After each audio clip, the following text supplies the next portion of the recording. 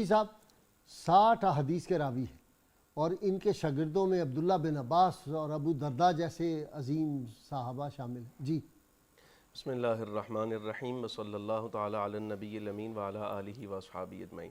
بھائی صاحب مجھے اجازت دیجیے، میں حضرت سلمان فارسی رضی اللہ تعالیٰ عنہ کا تذکرہ قرآن عزیز کی ایک آیہ مبارکہ سے کرنا چاہتا ہوں جو بہت مشہور ہے. آپ قرآن پاک کے حافظ بھی ہیں نا، آپ کو یہ بڑا پریولیج ہے. جی الحمدللہ. ماشاءاللہ. قرآن عزیز میں اللہ تبارک و تعالیٰ ارشاد فرماتا ہے انما یرید اللہ لیذہب عنکم الرجس اہل البیت ویطہرکم تطہیرا. واہ. حضرت سلمان فارسی رضی اللہ تعالیٰ عنہ کے ساتھ مہاجرین و انصار کا ایسا قلبی تعلق ہے کہ ایک موقع پر مہاجرین نے کہا سلمان ہمارا ہے، انصار نے کہا سلمان ہمارا ہے، لیکن حضور پر نور سید العالمین علیہ السلام نے ارشاد فرمایا سلمان ہمارا ہے، سلمان ہماری اہل بیت میں سے ہے.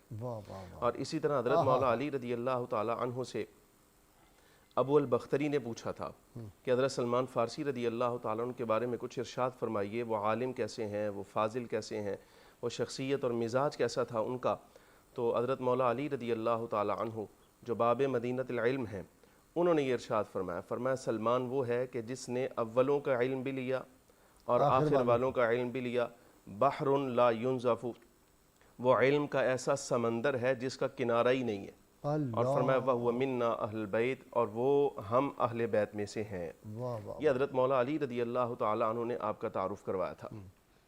حضرت کعب رضی اللہ تعالیٰ عنہ، حضرت کعب الاحبار سے جس وقت پوچھا گیا کہ آپ ان کے بارے میں کچھ ارشاد فرمائیے، تو آپ نے بھی یہی ارشاد فرمایا تھا کہ سلمان وہ شخصیت ہے جس کے قلب کو اللہ نے علم کے ساتھ اور حکمت کے ساتھ بھر دیا ہے. سبحان اللہ سبحان اللہ. چند ایک اختصار کے ساتھ چند ایک صحابہ کرام علیہم الرضوان اور تابعین کے اسماء آتے ہیں جو ان سے روایات لینے والے ہیں، مگر نہ ایک طویل فہرست ہے جو حضرت سیدنا سلمان فارسی رضی اللہ تعالیٰ عنہ سے استفادہ کیا، اکتساب علم کیا، حضور اکرم صلی اللہ علیہ وسلم کی روایات لے رہی ہیں. فخر عالم صلی اللہ علیہ وسلم نے جس وقت یہ تشریف لائے اور اسلام قبول فرمایا، مسلمان ہوئے، تو حضرت سیدنا ابو درداء رضی اللہ تعالیٰ عنہ کے ساتھ ان کا مواخات قائم فرمایا. اب یہ دیکھا جائے تو وہ انصار میں سے تھے. جی اب یہ فخر عالم صلی اللہ علیہ وسلم کی ایسی بڑی حکمت ہے کہ جس سے دو شخصیات کا مزاج ظاہر ہو رہا ہے. خود حضرت سلمان فارسی رضی اللہ تعالیٰ عنہ کا مزاج بھی درویشی والا ہے، اور حضرت سیدنا ابو درداء رضی اللہ تعالیٰ عنہ کے مزاج میں بھی دیکھیے تو درویشی اور فقر غالب ہے. حضرت سلمان فارسی خود فرماتے ہیں، بلکہ روایت کیا گیا آپ کے بارے میں کہ آپ جس وقت تشریف لائے ان کے گھر میں تو حضرت ام دردہ جو حضرت ابو دردہ کی اہلیہ ہیں ان کو دیکھا کہ ان کا لباس کوئی خاص جو ہونا چاہیے جیسے گھر میں رہنے والی خواتین کا جیسے اہتمام کرتی ہیں ویسا نہیں تھا، بہت زیادہ پرانا لباس انہوں نے استعمال فرمایا. تو آپ نے پوچھ لیا، فرمایا کیا بات ہے، آپ لباس اچھا کیوں استعمال نہیں کرتی؟ ایک طرف فقر غالب ہے، دوسری طرف یہ جو حق اللہ تبارک و تعالیٰ نے دیا ہے یہ اس کی طرف آپ اشارہ فرما رہے تھے کہ تمہیں چاہیے کہ تم اس طرح اپنے گھر میں رہو جو اللہ تبارک و تعالیٰ نے نعمت دی ہے. بلکہ خود حدیث پاک کا مفہوم ہے جی رب العالمین جل وعلا اپنی نعمت کا اثر اپنے بندے پر دیکھنا چاہتا ہے. یہ حضور اکرم صلی اللہ علیہ وسلم سے اس مسئلے پر گفتگو سے پہلے کی بات ہے، ابھی مسئلے پر گفتگو بعد میں ہوگی. تو حضرت ام دردہ رضی اللہ تعالیٰ عنہ نے عرض کیا وہ جو آپ کے بھائی ہیں نا وہ دنیا سے اتنے الگ ہیں کہ انہیں حاجت ہی کوئی نہیں ہے، وہ عبادت میں رہتے ہیں، وہ ہر وقت عبادت میں رہتے ہیں. تو جس وقت تشریف لائے تو کھانا پیش کیا گیا، حضرت ابو درداء بھی موجود ہیں. تو آپ نے فرمایا حضرت سلمان فارسی کو کہ آپ کھانا لیجئے. فرمایا میں تو لوں گا لیکن شرط یہ ہے کہ آپ بھی ساتھ شامل ہوئیے. حضرت ابو درداء رضی اللہ تعالیٰ عنہ فرماتے ہیں میں تو روزے سے ہوں. فرمایا میں اللہ کی قسم اٹھا کر کہتا ہوں اس وقت تک کھانا نہیں کھاؤں گا جس وقت تک آپ شامل نہیں ہوتے ساتھ. یہ نفلی روزہ تھا. اچھا جی، نفلی روزہ تھا. جس طرح نفلی روزے کے اندر بیوی کو چاہیے شوہر کی اطاعت کرے، ایسے ہی جو مہمان ہوتا ہے اس کو بھی جو چاہیے نا میزبان کی اور میزبان آپس میں ایک دوسرے کے ساتھ یہ تعلق قائم کر لیں. تو کھانا تناول فرمایا. کھانا تناول کرنے کے بعد جس وقت رات کا وقت ہوا تو آپ نماز پڑھنے لگے نا تو حضرت سیدنا ابو درداء رضی اللہ تعالیٰ کا دامن پکڑ لیا. فرمایا بھی ٹھہریے، آرام کیجئے، کچھ آپ کے رب کا آپ پر حق ہے، آپ کے جسم کا آپ پر حق ہے، آپ سے تعلق رکھنے والوں کے لوگوں کا آپ کے ساتھ حق ہے. اچھا ایسا کیا اور بعد میں کچھ دیر گزری ہے، جب رات گزری کچھ آرام کرنے کے بعد تو خود حضرت سلمان رضی اللہ تعالیٰ عنہ نے حضرت ابو درداء کو اٹھایا اور اب اٹھیے کہ نماز پڑھتے ہیں. نماز پڑھائی. صبح ہوئی فخر عالم صلی اللہ علیہ وسلم سے خود حضرت ابو درداء رضی اللہ تعالیٰ عنہ نے اس بات کا جب تذکرہ کیا تو فخر عالم صلی اللہ علیہ وسلم نے تصدیق شامل کی. فرمایا سلمان نے جو کہا ہے بالکل ٹھیک کہا ہے. سبحان اللہ. اب یہ ہے حضرت سلمان فارسی رضی اللہ تعالیٰ عنہ کا حضور اکرم صلی اللہ علیہ وسلم سے تعلق ایسا ہے. اور وہ جو آیت آپ نے پڑھی ہے اگر یہ اہل بیت میں شامل ہے تو وہ آیت جو ہے اس کا مصداق یہ بھی بن گئے. جی بالکل بنیں گے. تو یہ ہر اس کمی ان مصداق سے میں بھی شامل دور ہے. ہو گئی. جی یہ اپنی سطح پر یعنی ظاہر ہے حسب مرتبہ اس آیہ مبارکہ کا حصہ ہیں. جس وقت ایمان قبول کیا تو اللہ تبارک و تعالیٰ جل و علا نے طہارت کا جو سلسلہ حضور اکرم صلی اللہ علیہ وسلم کی ساری اہل بیت کے ساتھ وابستہ کیا ہے. اچھا اس میں 5 نفوس قدسیہ بھی ہیں, اس میں حضور اکرم صلی اللہ علیہ وسلم کے چچا گرامی بھی ہیں, چچا کی اولاد بھی ہیں. اسی طرح حضرت عباس رضی اللہ تعالیٰ عنہ کے علاوہ خاص طور پہ جن کو حضور اہل بیت میں شامل فرما رہے ہیں جیسے حضرت سیدنا سلمان فارسی رضی اللہ تعالیٰ عنہ ہیں, وہ بھی اس آیہ مبارکہ کے مصداق ہوں گے. ٹھیک. مطلب یہ ہوا کہ اللہ تبارک و تعالیٰ نے تطہیر کے لیے جو اپنی رحمت کا اظہار فرمایا تھا, فخر عالم صلی اللہ علیہ وسلم نے اللہ کی اس رحمت کو محدود نہیں رکھا بلکہ جن جن کے لیے چاہا ہے ان کے لیے آپ صلی اللہ علیہ وسلم رحمت الہی کو وسیع فرمایا.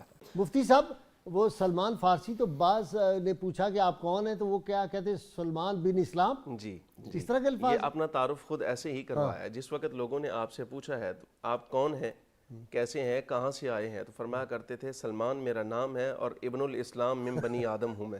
تو یہ تعارف آپ کا بہت خوبصورت.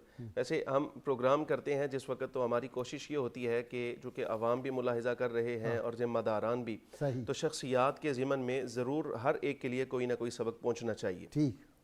اگرچہ یہ واقعہ پہلے کچھ تھوڑا سا اشارہ ہو چکا لیکن میں مختصراً دوبارہ اس کو دہرانا چاہتا ہوں. چونکہ ہاتھ سے کام کیا کرتے تھے, خود کما کر کھایا کرتے تھے.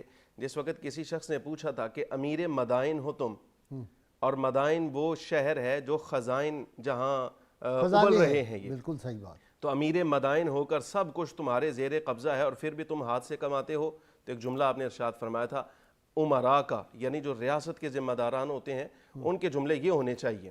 آپ نے فرمایا تھا میں یہ بات پسند کرتا ہوں کہ خود اپنے ہاتھ سے کماؤں اور اپنے ہاتھ کا کمایا ہوا ہی اپنے پیٹ میں اتاروں. واہ, اقبال نے اسی لیے کہا, بڑی خوبصورت بات, امارت کیا شکوہ خسروی بھی ہو تو کیا حاصل, نہ زور حیدری تجھ میں نہ استغناء سلمانی. اسی طرح یہ تو ہو گیا ذمہ داران کے لیے. عوامی سطح پر بھی آپ دیکھیے نا تو حضرت سیدنا سلمان فارسی رضی اللہ تعالیٰ عنہ کا زہد فقر ایک بہت بڑا سبق ہے.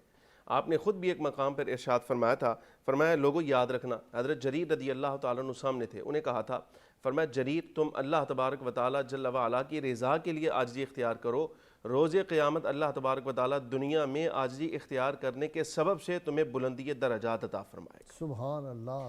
پھر ایک بات اور میں یہاں اشارہ کر دوں روایت حدیث کی طرف.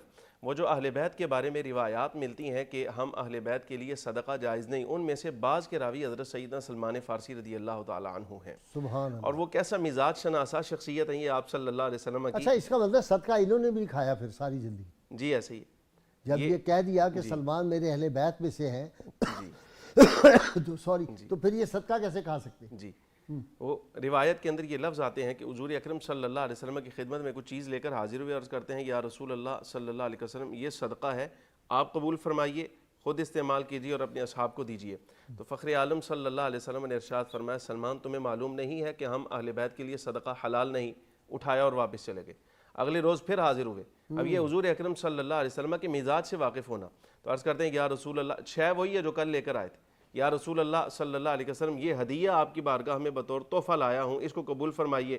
تو فخر عالم صلی اللہ علیہ وسلم خود بھی اس کو تناول فرما رہے ہیں اور اصحاب سے بھی فرما رہے ہیں کہ تم بھی شامل ہو جاؤ. ٹھیک. اسی طرح روایات کے ضمن میں جیسے بات ہوئی کہ محدثین آپ سے روایات لیتے ہیں.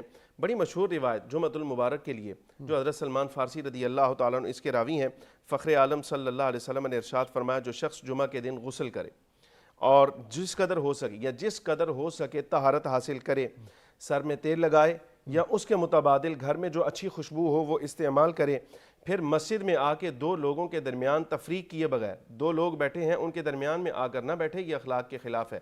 فرمایا جو اس کا لحاظ رکھے اور جب امام خطبہ دے رہا ہو اس وقت خاموش رہے تو اس جمعہ سے اگلے جمعہ تک کے درمیان جتنے گناہ ہیں وہ اللہ تبارک و تعالیٰ اس کے لیے معاف فرما دے گا. سبحان اللہ. اس کے راوی حضرت سلمان فارسی ہیں.